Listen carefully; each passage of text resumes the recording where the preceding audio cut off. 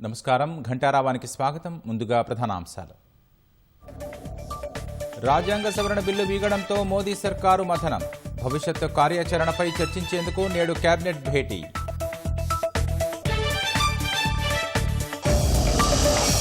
విపక్షాల వైఖరిని నిరసిస్తూ ఎన్డీఏ దేశవ్యాప్త నిరసనలకు నిర్ణయం. మహిళా బిల్లు అడ్డుకొని సంబరాలేంటని అమిత్ షా ప్రశ్న.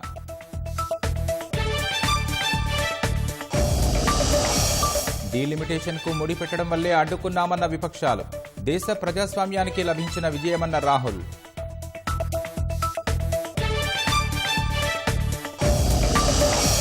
రాష్ట్రంలో పరిషత్ ఎన్నికలకు రంగం సిద్ధం. ఓటరు జాబితా సిద్ధం చేయాలని కలెక్టర్లకు ఎస్ఈసీ ఆదేశాలు.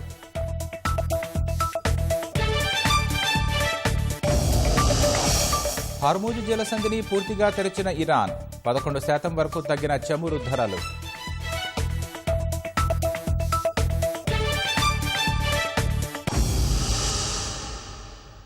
చట్టసభల్లో మహిళా రిజర్వేషన్ల ప్రక్రియకు మళ్లీ అడ్డుకట్టపడడంతో ఎన్డీఏ నేతలు తీవ్ర ఆగ్రహం వ్యక్తం చేశారు. మహిళా రిజర్వేషన్లు ప్రతిపక్షాలు అడ్డుకొని రాజ్యాంగ బిల్లును వ్యతిరేకించాయన్న విషయాన్ని ప్రజల్లోకి బలంగా తీసుకెళ్లాలని నిర్ణయించారు. కాంగ్రెస్కు వ్యతిరేకంగా నిరసన ప్రదర్శనలు నిర్వహించాలని, తృణమూల్, డీఎంకే, సమాజ్వాదీ తీరును ప్రజల్లో ఎండగట్టాలని నిర్ణయించారు. విపక్షాల తీరుపై దేశవ్యాప్తంగా నిరసన తెలపాలని నిర్ణయం తీసుకున్నారు.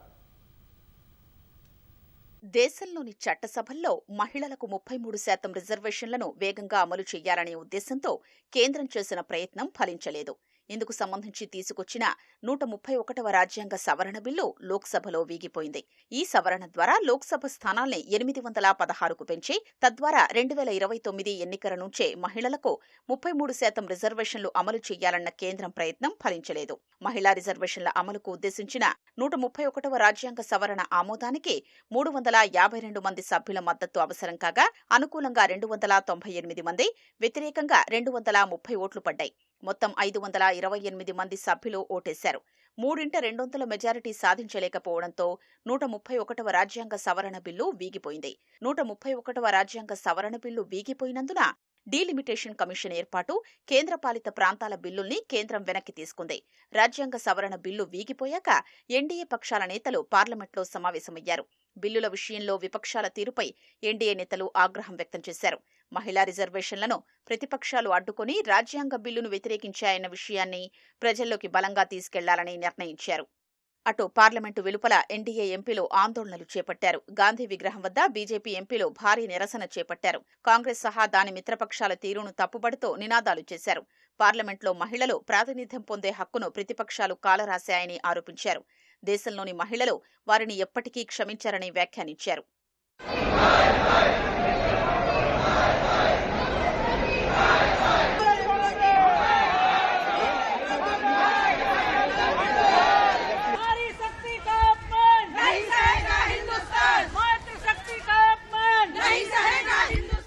ये हमारी हार नहीं हुई, ये देश की आधी आबादी की हार है और इन लोगों ने अपनी अहम की वजह से महिलाओं का साथ छोड़ दिया। बहुत दुख की बात है। हमारी तरफ से बहुत कुछ इन्हें समझाया गया था, सारे तर्क वितर्क इनके साथ हमारे हुए, लेकिन ऐसी स्थिति में इन्होंने आधी आबादी को जो अधिकार देना था, उनका अधिकार है संसद में आना। आज हम जानते हैं 13.6% सांसद महिला संसद के अंदर बैठती हैं। बड़े दुख की बात है। और जब समय आया था हमें लगा यही समय है, सही समय है, उस समय इन लोगों ने हमारा साथ छोड़ दिया। मुझे लगता है देश की आधी जनता इन्हें कभी माफ नहीं करेगी। देखिए, बहुत ही शर्मिंदगी भरा जो है ये माहौल है। मुझे लगता है इससे ज्यादा दुखद और पीड़ादायक आज तक शायद कभी कुछ नहीं हुआ है। और कांग्रेस पार्टी ने, विपक्ष ने जो है हर हद पार कर दी है अन्याय की, और मैं कहूँगी कि कहीं ना कहीं महिलाओं से घृणा की उन्होंने हर हद पार कर दी है। और आज भारत की बेटी जो है उसका मनोबल उन्होंने पूरी तरह से गिरा दिया है, पूरी तरह से तहस नहस कर दिया है। और मैं सोचती हूँ, I feel like like a personal loss for myself and for all the women जिनके लिए हमें इतने सपने थे. पर I think जैसे प्रधानमंत्री जी ने कहा है कि हमारी सरकार ये बिल लाकर ही रहेगी, तो हमें प्रधानमंत्री जी पर पूरा विश्वास है. తాజా పరిణామాల నేపథ్యంలో ప్రధానమంత్రి నరేంద్ర మోదీ అధ్యక్షతన కేంద్ర కేబినెట్ నేడు ఉదయం 11:30 భేటీ అవుతోంది. 131వ రాజ్యాంగ సవరణ బిల్లు వీగిపోవడంపై విపక్ష నేతలు హర్షం వ్యక్తం చేశారు. రాజ్యాంగంపై జరిగిన దాడిని అడ్డుకున్నట్లు లోక్సభలో ప్రతిపక్ష నేత రాహుల్ గాంధీ తెలిపారు. మహిళా రిజర్వేషన్లకు తాము వ్యతిరేకం కాదన్న ఆయన ఆ బిల్లును డీలిమిటేషన్తో ముడిపెట్టడం సరికాదన్నారు. రాజ్యాంగ సవరణ బిల్లు వీగిపోవడం దేశ ప్రజాస్వామ్యానికి లభించిన పెద్ద విజయమని కాంగ్రెస్ ఎంపీ ప్రియాంక గాంధీ సంతోషం వ్యక్తం చేశారు. ఇది మహిళల కోసం తెచ్చిన బిల్లు కాదని, రాజకీయ ప్రయోజనాల కోసం ప్రజాస్వామ్యాన్ని అంతం చేసే కుట్ర అని ఆమె ఆరోపించారు. की बात नहीं थी, ये देश के लोकतंत्र की बात थी, ये देश की अखंडता की बात थी. हम कभी इससे सहमत नहीं हो सकते कि आप इस महिला आरक्षण को इस तरह से परसीमन से जोड़े कि वो पुरानी जनगणना पर चले जिसमें ओबीसी शामिल भी नहीं है. तो ये मुमकिन ही नहीं था कि ये बिल पारित हो, और मेरे ख्याल से हमारे देश के लोकतंत्र के लिए, हमारे देश की अखंडता के लिए ये एक बहुत बड़ी जीत है. पर अटैक था, संविधान पर आक्रमण था, और इसको हमने हरा दिया है, तो अच्छी बात है. हमने क्लियरली बोला है कि ये महिला बिल नहीं है, ये हिंदुस्तान का राजनीतिक जो स्ट्रक्चर है, इलेक्टोरल स्ट्रक्चर है, उसको बदलने की कोशिश है. ये हमने रोक दिया है. और मैं अभी कह रहा हूँ, प्रधानमंत्री से कह रहा हूँ, अगर आप महिला बिल चाहते हैं 2023 का महिला बिल निकालिए, उसका इम्प्लीमेंटेशन आज से करिए, और पूरा का पूरा ऑपोजिशन 100% आपको समर्थन देगा, और महिला बिल हम इमीडिएट इम्प्लीमेंटेशन करा देंगे. చట్టసభల్లో మహిళా రిజర్వేషన్ల అమలుకు ఉద్దేశించిన బిల్లు వీగిపోవడంపై కేంద్ర హోంమంత్రి అమిత్ షా విచారం వ్యక్తం చేశారు. ఈ బిల్లును కాంగ్రెస్, తృణమూల్, డీఎంకే, సమాజ్వాదీ పార్టీలే అడ్డుకున్నాయని అమిత్ షా ఎక్స్లో పోస్టు చేశారు. మహిళా రిజర్వేషన్ బిల్లును అడ్డుకుని ప్రతిపక్షాలు సంబరాలు చేసుకోవడంపై ఆయన ఆగ్రహం వ్యక్తం చేశారు. ఇది అత్యంత హేయమన్నారు. మహిళలకు 33% రిజర్వేషన్లు అడ్డుకోవడం కాంగ్రెస్ దాని మిత్రపక్షాలకు ఇదే మొదటిసారి కాదన్నారు. 2029 లోక్సభ ఎన్నికల్లోనే కాకుండా ప్రతి చోట కాంగ్రెస్ దాని మిత్రపక్షాలు మహిళల ఆగ్రహాన్ని ఎదుర్కోక తప్పదని అమిత్ షా జోస్యం చెప్పారు. లోక్సభలో 131వ రాజ్యాంగ సవరణ బిల్లు వీగిపోవడంపై కాంగ్రెస్ పార్టీ హర్షం వ్యక్తం చేసింది. దేశ చరిత్రలో శుక్రవారం సువర్ణ అక్షరాలతో నిలిచిపోతుందని ముఖ్యమంత్రి రేవంత్ రెడ్డి అన్నారు. నల్ల బిల్లులను ఓడించడానికి మిత్రపక్షాల నాయకులు ఏకతాటిపైకి వచ్చారని కృతజ్ఞతలు తెలిపారు. బిల్లు వీగిపోతుందని తెలిసిన మోదీ సర్కారు కావాలనే బిల్లును ప్రవేశపెట్టిందని మంత్రులు పొంగులేటి శ్రీనివాసరెడ్డి, పొన్నం ప్రభాకర్, సీతక్క విమర్శించారు. దేశ చరిత్రలో ఏప్రిల్ 17 సువర్ణాక్షరాలతో లిఖించదగిన రోజుగా నిలిచిపోతుందని ముఖ్యమంత్రి రేవంత్ రెడ్డి అన్నారు. లోక్సభలో రాజ్యాంగ సవరణ బిల్లు వీగిపోయిన తర్వాత ఎక్స్లో సీఎం పోస్ట్ చేశారు. రాహుల్ గాంధీ, మల్లికార్జున ఖర్గే నాయకత్వంలో ప్రజాస్వామ్య శక్తులన్నీ ఏకమై ఒక జాతీయ విపత్తును అడ్డుకున్నాయని రేవంత్ అన్నారు. రాజకీయ లబ్ధి కోసం బిల్లును పెండింగ్ లో పెట్టిన పార్టీ ఇప్పుడు మహిళా హక్కుల పేరుతో మాట్లాడటం ద్వంద్వ నీతికి నిదర్శనమని మంత్రి పొన్నం ధ్వజమెత్తారు. బిల్లు వీగిపోతుందని తెలిసినా మోదీ సర్కార్ కావాలనే ఈ బిల్లును ప్రవేశపెట్టిందని ఎంపీ మల్లు రవి ఆరోపించారు. They know they cannot do it. We wanted women reservation bill is defeated only because it is linked with the delimitation bill. We told since yesterday you separate the two bills. We will get a women reservation will be passed by unanimously. All opposition told, but they never bothered to hear the opposition request. They have put along with the delimitation. So we have so many doubts about the delimitation. South India will get a lot of effect because of that. That is why we opposed the bill. We are today also, if the government wants to bring the bill separately, women reservation bill, we are 100% going to support that. Bill లోక్సభలో వీగిపోవటాన్ని PCC అధ్యక్షుడు మహేష్ కుమార్ గౌడ్ ప్రజాస్వామ్య విజయంగా అభివర్ణించారు. మహిళా reservation పేరుతో delimitation ద్వారా ఉత్తర భారతంలో సీట్లు పెంచుకొని రాజకీయ లబ్ధి పొందాలన్న బీజేపీ దొంగ అజెండాను కాంగ్రెస్ సమర్థంగా అడ్డుకుందన్నారు. నారీ శక్తి అన్న నినాదం వెనుక నిజమైన మహిళా సాధికారత లేదని, లోపల రాజకీయ దురుద్దేశమే దాగి ఉందని ప్రభుత్వ విప్ ఎన్ఎం శ్రీనివాసరెడ్డి విమర్శించారు. రాజ్యాంగ వ్యతిరేకంగా పార్లమెంటులో బిల్లు పాస్ కాకుండా అశాస్త్రీయంగా మహిళా బిల్లు బిల్లు తయారు చేశారని ఎమ్మెల్సీ అద్దంకి దయాకర్ అన్నారు. మహిళా బిల్లు, డీలిమిటేషన్ చట్టాలు అవి పార్లమెంట్లో పాస్ కాకుండా ఉండేట్టుగా చట్టాలను తయారు చేసి రాజ్యాంగ వ్యతిరేకంగా తయారు చేసి ఈ ఎన్నికల్లో లబ్ధి పొంది వచ్చే ఎన్నికల్లో రాజకీయ లబ్ధి కోసం చేసిన ప్రయత్నాన్ని ఈరోజు కాంగ్రెస్ పార్టీ కానీ ఇండియా కూటమి కానీ వ్యతిరేకించింది.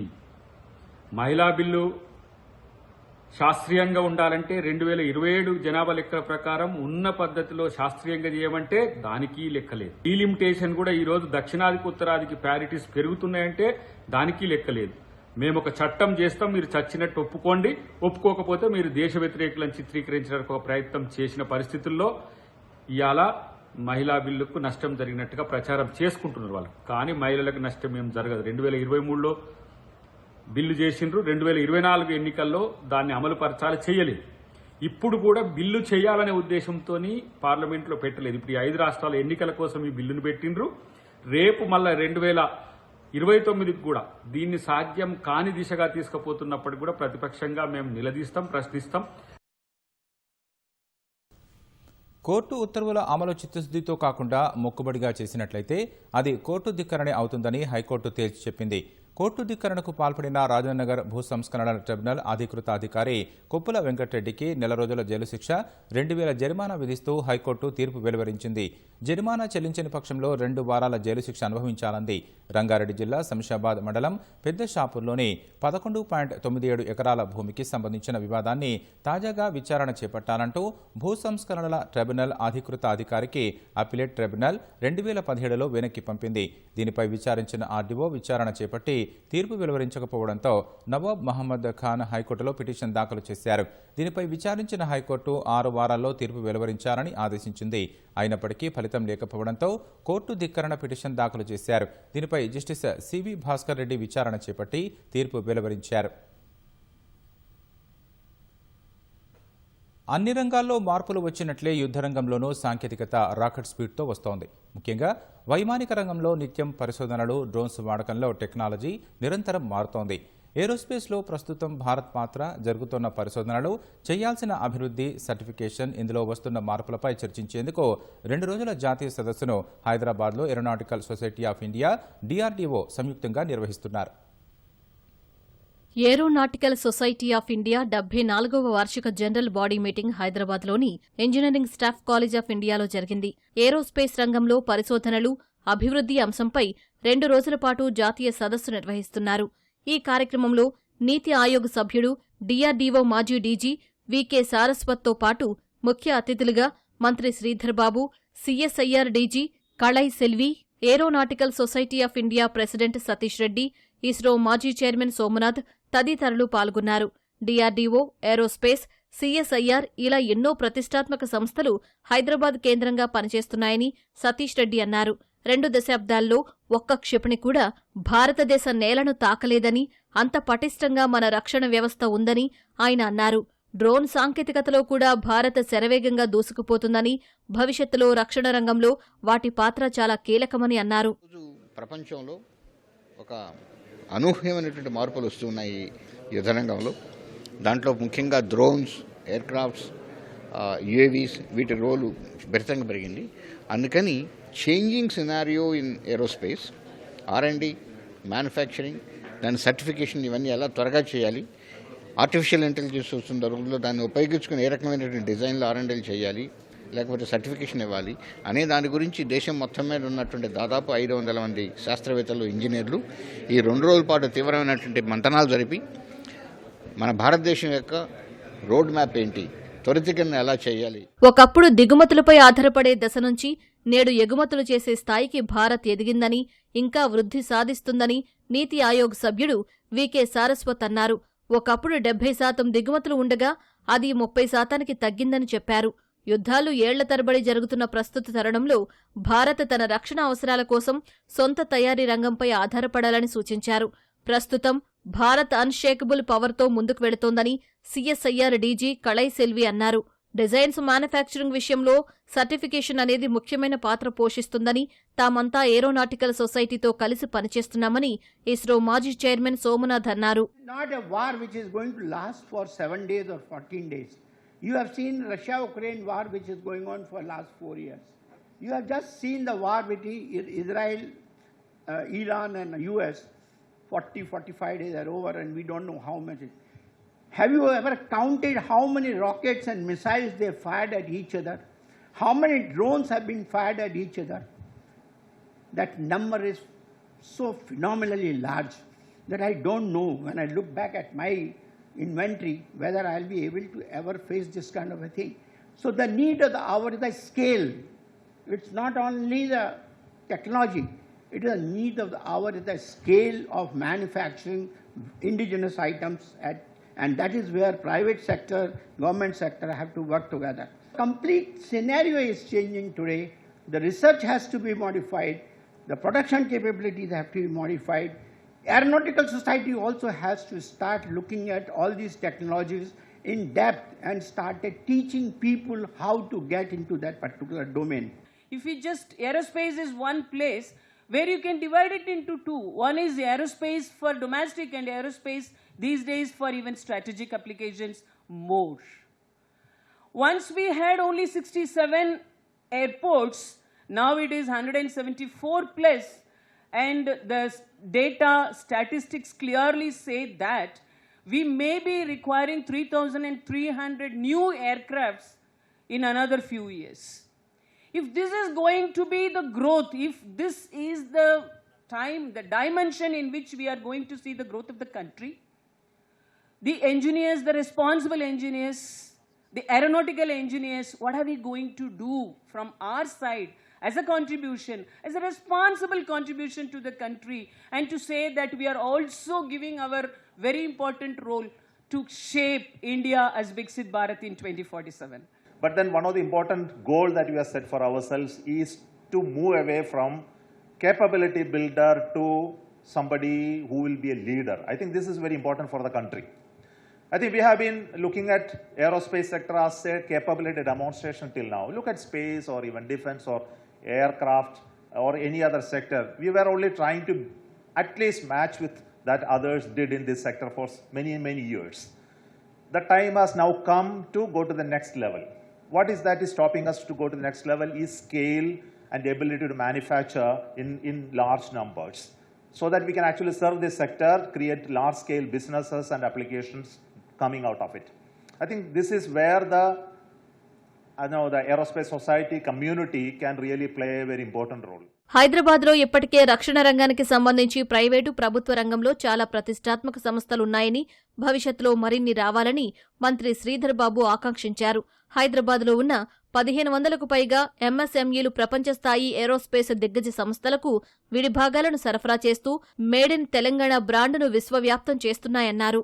The wars are now shaped by the drones and counter-drone systems, reusable rocket, and the cutting-edge technologies are used, the AI-enabled avionics and autonomous systems are adopted, and additive manufacturing, I mean to say that 3D printing, advanced materials and composites are shaping the future of the aerospace today. According to the World Economic Forum Future of the Jobs report, aerospace and defense will be among the major sectors that will be transformed, that can create jobs, even though the cutting-edge technologies like AI, robotics and advanced manufacturing will take a lead over the next decade. 2 రోజుల పాటు జరిగే ఈ జాతీయ సదస్సు ఆత్మనిర్భర్ భారత్కు ప్రాధాన్యమిచ్చేలా రక్షణ, aerospace రంగాల్లో వస్తున్న అభివృద్ధి, జరుగుతున్న పరిశోధనలపై చర్చించనుంది. మహిళా బిల్లును అడ్డుకున్న కాంగ్రెస్పై పోరుకు సిద్ధమైన బీజేపీ రాష్ట్ర అధ్యక్షుడు రామచంద్రరావును పోలీసులు గృహ నిర్బంధం చేశారు. మహిళా రిజర్వేషన్లపై కాంగ్రెస్ వైఖరిని నిరసిస్తూ నిరసనలకు బీజేపీ పిలుపునిచ్చింది. ఈ క్రమంలో సీఎం నివాసం ముట్టడికి పిలుపునిచ్చిన రామచంద్రరావును తార్నాకలోని పోలీసులు హౌస్ అరెస్టు చేశారు. నారీ శక్తికి ద్రోహం చేసిన కాంగ్రెస్ను వదిలిపెట్టమని గృహ నిర్బంధంలో ఉన్న రామచంద్రరావు ఆగ్రహం వ్యక్తం చేశారు. పశ్చిమాసియాలో శాంతి స్థాపనకు అడుగులు పడ్డాయి. యుద్ధం మొదలైనప్పటి నుంచి మూసి ఉంచిన హార్ముజ్ జలసంధిని ఇరాన్ పూర్తిగా తెరిచింది. కాల్పుల విరమణ ముగిసేదాకా వాణిజ్య నౌకలు అందులో రాకపోకలు సాగించొచ్చని ఇరాన్ విదేశాంగ మంత్రి అబ్బాస్ అరాక్చి ప్రకటించారు. హర్ముజ్ పూర్తిగా తిరిగి తెరుచుకోవడంతో చమురు ధరలు దాదాపు 11% వరకు తగ్గాయి. తీవ్ర ఉద్రిక్తతలతో అట్టుడుకుతున్న పశ్చిమాసియాలో సుస్థిర శాంతి స్థాపన దిశగా అత్యంత కీలక ముందడుగు పడింది. తమపై దాడులకు ప్రతీకారంగా ఇన్నాళ్లు మూసి ఉంచిన హర్మూజ్ జలసంధిని ఇరాన్ పూర్తిగా తెరిచింది. కాల్పుల విరమణ ఒప్పందం గడువు ముగిసే వరకు వాణిజ్య నౌకలన్నీ అందులో రాకపోకలు సాగించొచ్చని ప్రకటించింది. ఈ మేరకు ఇరాన్ విదేశాంగ మంత్రి అబ్బాస్ అరాక్చి ఎక్స్లో పేర్కొన్నారు. లెబనాన్లో కాల్పుల విరమణ అమలవుతున్నందున హర్మూజ్ను పూర్తిగా తెరుస్తున్నామని చెప్పారు. అయితే ఇరాన్ ఓడరేవులు, సముద్ర రవాణా సంస్థ ఇప్పటికే ప్రకటించిన మార్గంలో మాత్రమే అవి ప్రయాణించాలని అరాక్చి స్పష్టం చేశారు. ఇజ్రాయెల్, లెబనాన్ మధ్య 10 రోజుల కాల్పుల విరమణ ఒప్పందం గురువారం కుదిరింది. అమెరికా, ఇరాన్ మధ్య ఉద్రిక్తతల్ని తగ్గించే ప్రయత్నాల్లో భాగంగా ఇరాన్ అగ్రనేతలతో పాక్ సైన్యాధిపతి ఫీల్డ్ మార్షల్ ఆసిమ్ మునీర్ గురువారం విస్తృతంగా చర్చలు జరిపారు. ఈ 2 పరిణామాలు చోటు చేసుకున్న మరునాడే హర్మూజ్ను తెరుస్తున్నట్లు ఇరాన్ ప్రకటించింది.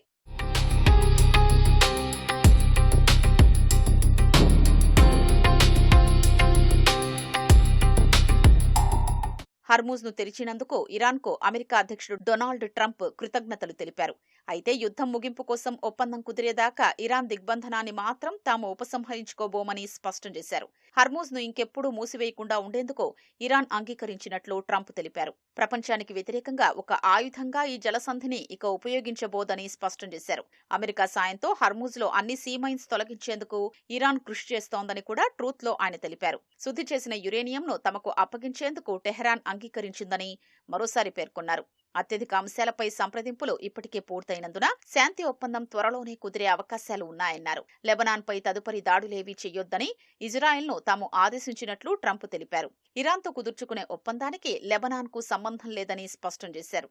అమెరికా, ఇరాన్ మలిదఫా చర్చలు వచ్చే వారం జరగనున్నట్లు అధికార వర్గాలు చెప్తున్నాయి. వాటికి ఆతిథ్యమిచ్చేందుకు పాకిస్తాన్ సమాయత్తమవుతోంది. ఇతర ప్రావిన్స్ల నుంచి వేల కొద్దీ అదనపు బలగాల్ని దేశ రాజధాని ఇస్లామాబాద్కు, దాని పొరుగున ఉన్న రావల్పిండికి తరలిస్తోంది. అమెరికాతో 2వ విడత చర్చలకు ముందు విశ్వాస పెంపు చర్యల్లో భాగంగా హర్మూజ్ను తెరిచేందుకు ఇరాన్ అంగీకరించిందని పాక్ అధికార వర్గాలు తెలిపాయి.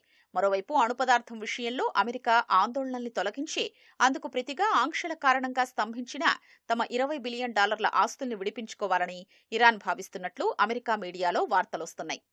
హర్మూజ్ పూర్తిగా తిరిగి తెరుచుకోవడంతో చమురు ధరలు దిగొచ్చాయి. శుక్రవారం ఒక్కరోజే దాదాపు 11% వరకు చమురు ధరలు తగ్గాయి. మునిరాజ్ దర్శకత్వంలో హీరో కిరణ్ అబ్బవరం నిర్మించిన తిమ్మరాజుపల్లి టీవీ చిత్రానికి ప్రేక్షకులు బ్రహ్మరథం పడుతున్నారు. 40 మంది నూతన నటీనటుల నటనను ప్రశంసిస్తూ ఆ చిత్రానికి విజయాన్ని అందించారు. విడుదలైన చాలా కేంద్రాల్లో హౌస్ఫుల్ బోర్డులు కనిపించడంతో చిత్ర బృందం ఆనందం వ్యక్తం చేసింది. హైదరాబాద్ రామానాయుడు స్టూడియోలో కేక్ కట్ చేసి సంబరాలు జరుపుకుంది.